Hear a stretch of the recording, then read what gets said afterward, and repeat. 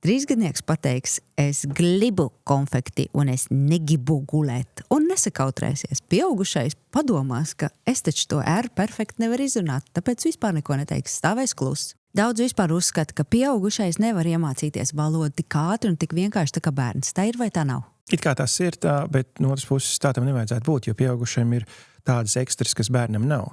Jo pieaugušais māk rakstīt, māk lasīt, un tie ir tādi papildus instrumenti, kas palīdz valodu apguvē. Savukārt bērnam ir viena milzīga priekšrocība, viņš nebaidās. Pieaugušajiem ir vismaz 3 bailes. Tas ir komunikācija bailes no eksāmeniem un ko citi padomās, respektīvi bailes uzstāties publikas priekšā, reāls bailes no pārbaudījumiem, respektīvi kā eksāmeniem, testiem, un tad ir tas, ko citi pateiks par mani, kad es esmu muļķis. Zinātnieki to sauc par tādu afektīvo filtru, kad viņš burtiski ir kā tāds šķērslis, kas bloķē jaunās valodas apgūvu, jo tev ir bail kļūdīties. Bērniem tāda filtra nav, tāpēc viņi tiek uz priekšu daudz ātrāk.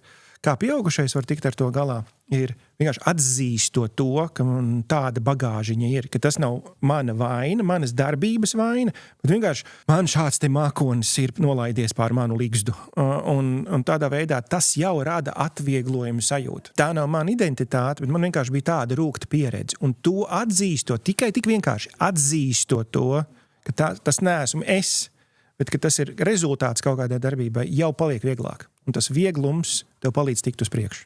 Šī fragmenta jaunais vārdiņš – ego, jeb egoisms. Don't let your ego get in the way. Jeb neļauj savai patmīlībai stāties ceļā. Tieši tāpatās kā šajā domu graudā, ka tu neesi tas pats, kas tavu pieredzi, atdali, un tieši tāpatās nodali nost to ego, lai tu var turpināt ar visu savu rūgto pieredzi mācīties uz priekšu.